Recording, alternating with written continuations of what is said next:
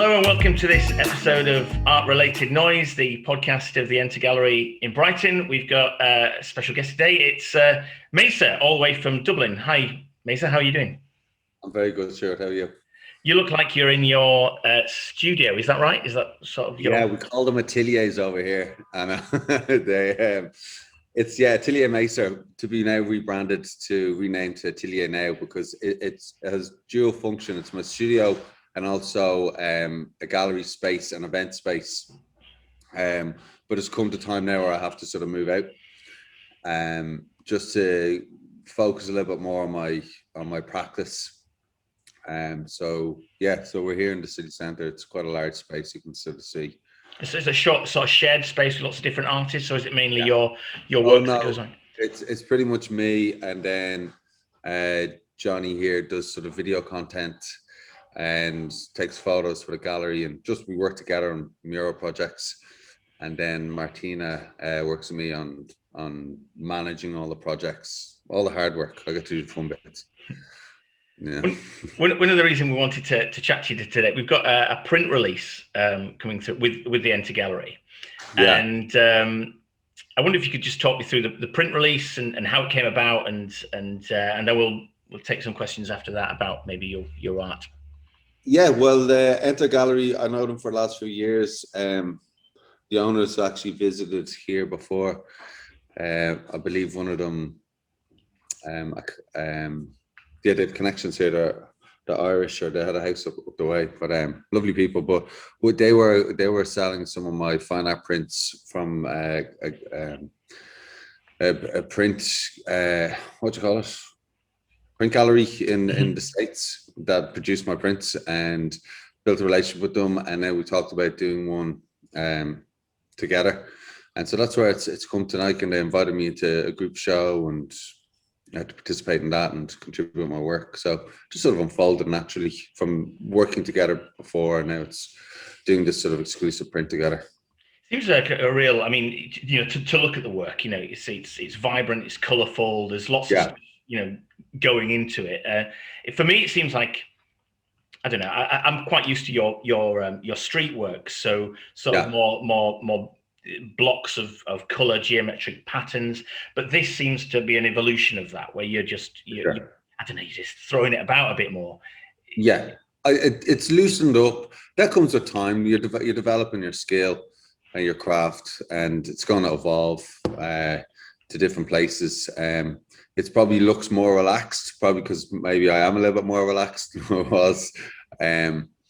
But your community, and you also have more time to spend on a piece. Like you're speaking about my public works, you're outside in the elements. There's a lot more to work with and against in those spaces. So when you can sit in a studio, you can devote more time to it, and see where it leads you. So the work is naturally progressing. What it's actually doing is the work that you see in the studio is taking influence from the space outside. So I'm bringing it inside, and I'm investigating sort of how artwork engages with the city, and also Irish landscape. I do a lot of outdoor activities and hiking, and I can sort of see that come into play into my work a lot more. I lived in London actually for a few years, and I think that's where I first started investigating botanics. I was in an area called Bow, and great spot to live in. But it was very congested for what I was used to. I was sort of surrounded by a city, and I found myself buying more plants and putting them in my bedroom, and then with that sort of drawing them, and it just sort of came into my work then a lot more. So yeah, that work you see it's like the next development, I guess. And now what I'm doing now is I'm bringing those works sort of in the studio, I'm bringing them back outside to paint the murals. So it's just a constant evolution.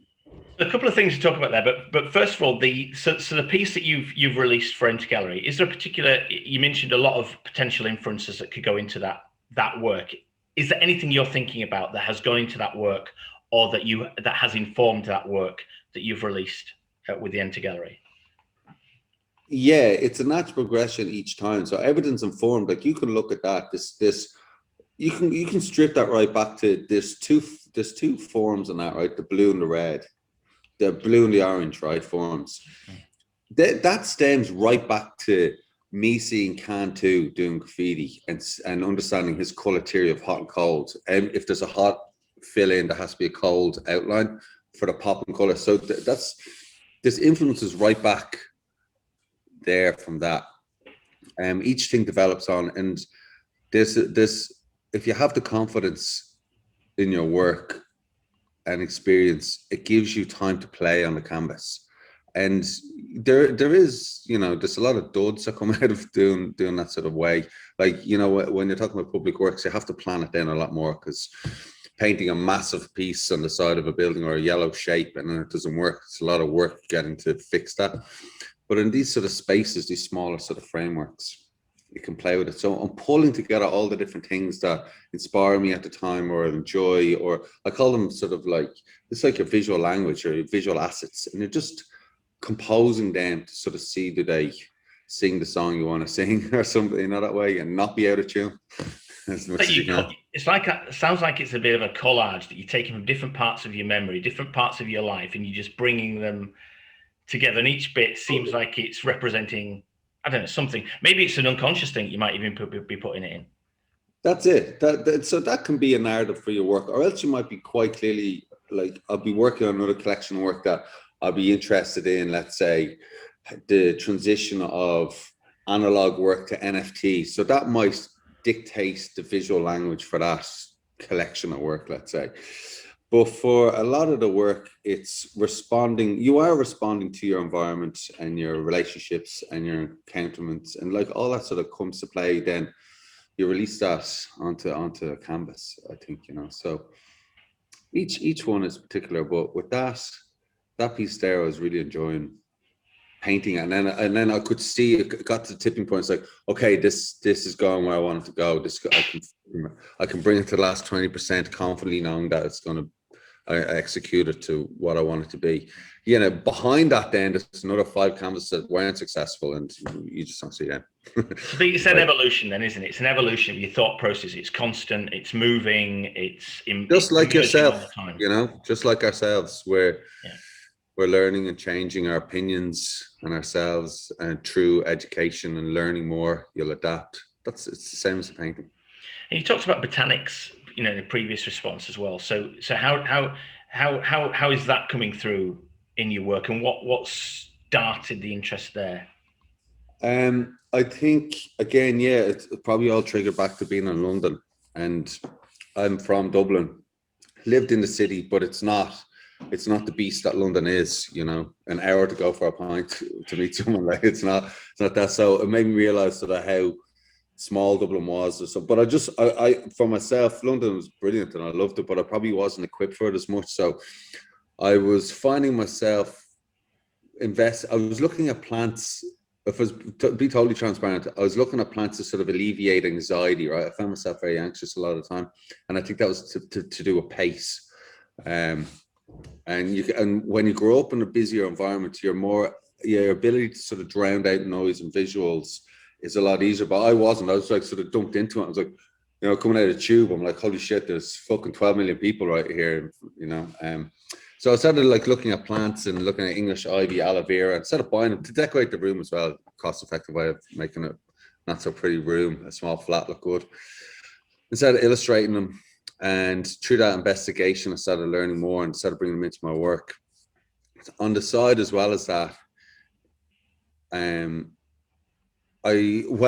started just enjoying hill walking and got mountains and all this sort of shit, like just being up high and seeing over a space, and started traveling to like Kilimanjaro, Patagonia, like loads of different places, hill walking. And naturally, if you're in those environments, I think you're going to be influenced by them, and they just found their way as taking like a leading narrative into my work. And it became a really easy vehicle for me to have the hardline work that I did before that you're familiar with, and then injecting this sort of more loose gestural feel.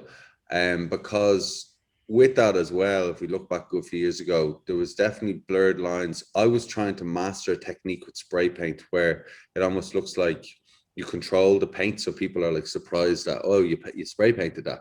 But then there's been such a big push with digital art and vector art that then when you're showcasing it online, you're losing this sense of connection of touch. So with the painting and these gestural botanics and loosening up my work, I wanted to show that I was more present in the action of painting, you know.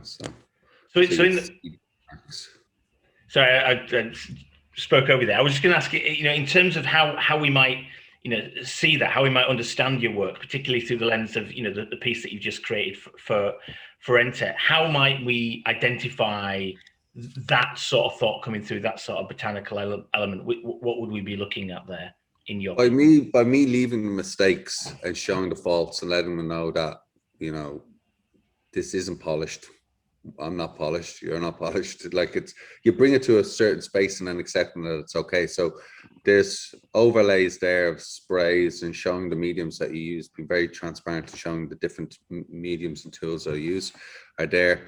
And then the final layer, one of the last final layers, is of the plant that I draw, and that sort of pulls all the elements together. And it's usually governed by a black gestural line.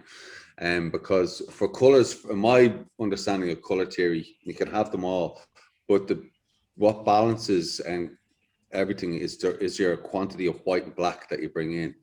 So it's starting with white, and then I'm putting in the color, and then it's over colored, pull in a bit more white or inject black. And that's sort of, it's almost like your hue and saturation of the painting to get the balance right, to see if everything sort of works in harmony. I want to take you, you know, back to the, you know, when you started, because I think, tell me from what you started really becoming known as a graffiti writer. So you started on the street, and it's from there that your style sort of evolved into what we see now. Can you take us back to those early days and tell us what got you interested in graffiti art in the first place?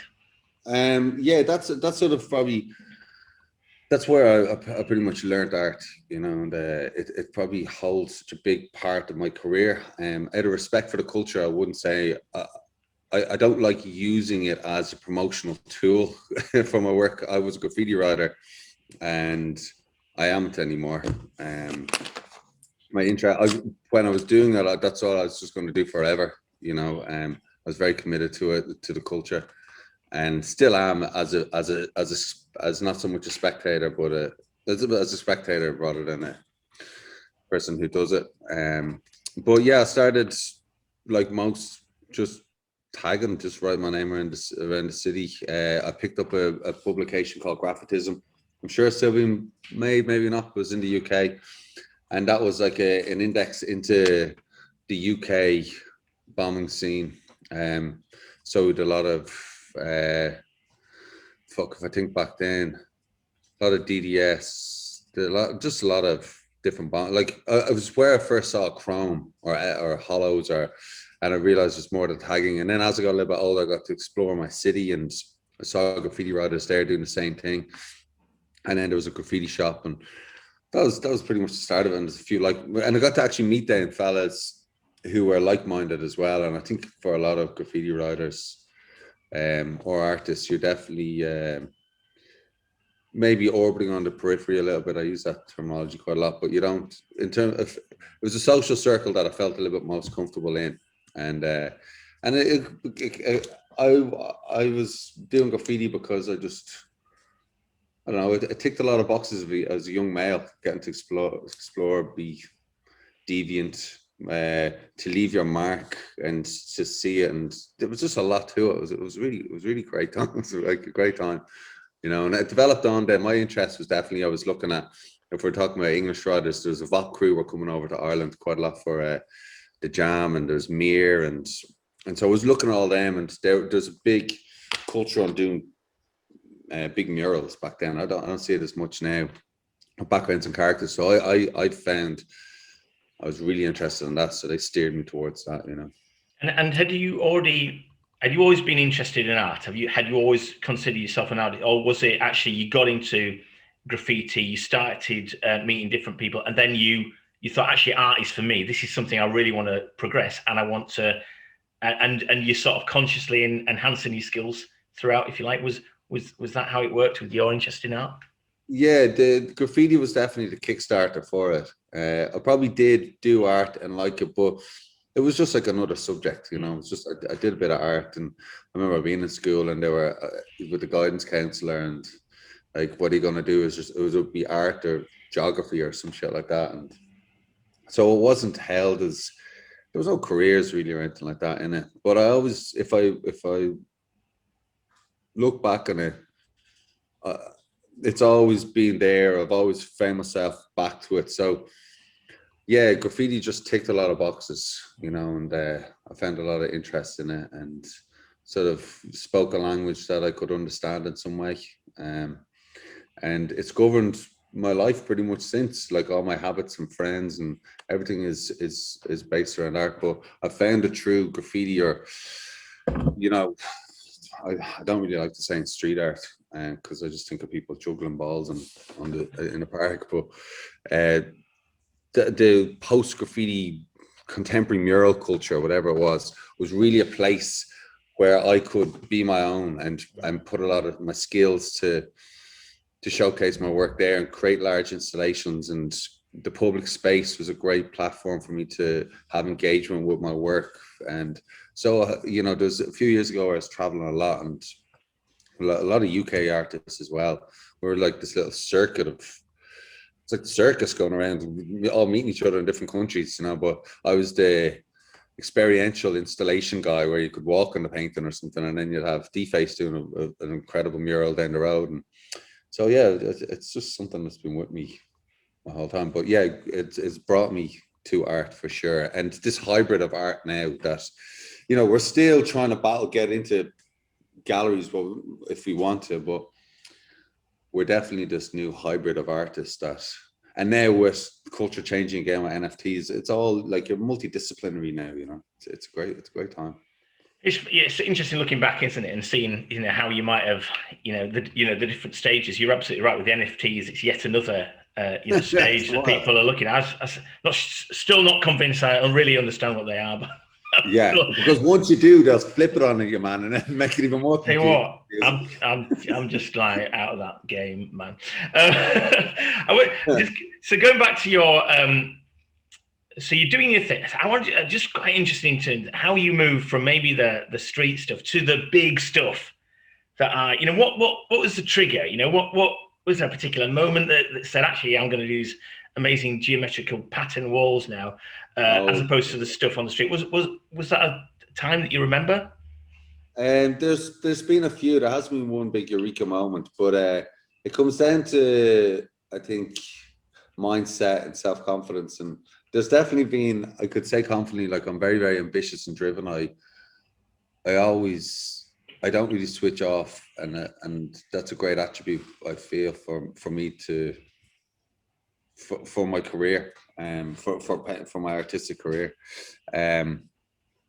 There's been moments where you're doing stuff. There's been lots of shit moments as well, man, where I'm absolutely broken, like this is pointless and I can't pay my rent, and you're exhausted, and then you have to do, like, you know, these paths weren't written for us, so we don't know. So I was doing commercial work, and like my abilities to adapt it to signwriting and commercial advertising, and in hindsight, that internally getting like really frustrating and fucking like not having your own voice and just, you know, steering off, and it's just messing your head up for ages.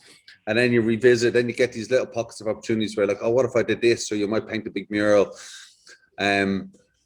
Social media has a lot to play with it as well. Sorry, that's the noise upstairs. Social media has a lot to play with it, I think, over the years as well, showcasing your work. Some of the big, when you talk about installations, I think actually now, if I think about an example, I think it was 2012. I'm terrible at years, but Limerick, it's a town, it's a city on the west of Ireland. I'm on the east, and they invited me down. It was like the cultural, they were celebrating a cultural something or other, and they're like, we got this gas station, a petrol station, and it's an eyesore. It's in the middle of the city, and we're going to put boards in front of it, and we'd like you to paint it. And I was like, oh shit, inside the petrol station, wouldn't it actually be pretty cool if we were to clean it and paint it all, and I'd make it as like an installation. And so we were like, okay, so instead of spending money on the wood, we put that towards paint. and we rallied down and we spent a week on it. And Ireland is, as you know, probably prone for bad weather, so we spent most of the time just trying to clear out drains and get the rain out of there. But we painted this space. My mates helped me, and we painted this space. And I was taking photos of it, and they all came down. They're all really happy. And the organizers came in and walked into it. And as I was taking pictures, I realized then, oh, I've just created an experiential painting. I've just created a painting that people could step inside, and that triggered. I put that up online, and then some I think it's called Street Art News. Is that still in existence? Yeah, it's still going. Yeah. Rom, is he still? Yeah, he's still as I understand, yeah, he's still editor in large. At large, I think he calls himself. But yeah, it's still going, still very popular. They put it up, and I got a lot of hits and stuff like that. And then I'm presuming this is how this unfolded. An organization in Berlin were running a big art installation exhibition, and they asked me would I create a piece for it. It was indoors, and so that's where then I got to then develop the craft. I'd done this print where it was like all these patterns and sort of seeing how their relationships are together. And I was like, well, what would that be like if I elevated that and became, not only do I step into a space, the viewer, but then I sort of narrate them around it, the experience. So in some way I control it, like, you know, and so I had the opportunity to do that, and they had the budget to build this fucking massive thing in Berlin. And I documented that, and then someone else saw it. And I sort of think that's how that became something. And then I went to Sydney to do this for a Sydney festival, where these containers are brought in, and Hyde Park. It was like mad. It was amazing. But I then got to the stage where I became like a project manager. It was very hard to find the time. My style had almost dictated what I was going to do for the next, if I didn't change it, for the next 10 years. And that'd be just project managing these insane builds. And I went to Palais de Tokyo and did a piece there. Oh, great. Like, I loved it. But I think that's sort of probably, yeah, that was the tipping point. And in Ireland, it was in 2009. It was previous to that. I had studied topography and design, and I started writing messages around the city, like Mesa loves you, using typefaces. And Espo was over here at the time as well. I sort of shadowed him a bit, helped him on projects. He's a huge influence on me. And so I was able to just sort of flex my typography use and messaging. And I created a project called They Are Us with a musician, Damien Dempsey, where I took his lyrics and I was looking at the signwriting of Dublin, because it's quite famous for old signwriting. It actually, each town had its identity based on the signwriter. And he used a songwriter, Kevin Freeney, as a style. And that sort of blew me up here in Dublin a bit, I think, because it became not only was our subculture, like through graffiti, able to communicate with our abstract topography of graffiti, but now you're writing language that the normal person on the street can relate to. And so that sort of blew me up here. So I went on a ramble there, but that's my career. Well, it's funny because you mentioned your topography and your sign writing there. When I suppose, generally speaking, when I think of your work, it's those bold colors, what you just described, that, you know, the experiential stuff. But actually, you're right. Your sign writing is something you do quite actively as well. And I'm thinking on the move here, but I think there was some work that you did which has got quite a lot of notice around the yes referendum. Oh yeah. The repeal the 8th. Yeah. The repeal. Yeah. Can you tell me about that? Because I think was there any controversy at the time on that? Oh yeah, loads. Like, you know, you're changing legislation now. I had a small part. I want to be very respectful in what I say. I have a small part to play in that movement that's been going on for a long time. And I came in and I created a design that I painted a mural, and I think the credit lies with everyone who was empowering that movement, and just the timing of the mural and its simple graphic. It became one of the artworks that contributed. It's a heart, wasn't it? And it said repeal. Repeal the 8th, yeah. The 8th meant to repeal it, so abortion rights in Ireland, and it got passed. And it became, I think, quite accessible, and people took ownership of it because we made it copyright free. There's a website to download it. And so people, like most public art, you as the artist, you know, you let, because it's a shared space, to them have ownership of that artwork, you know. So that's what happened there, you know.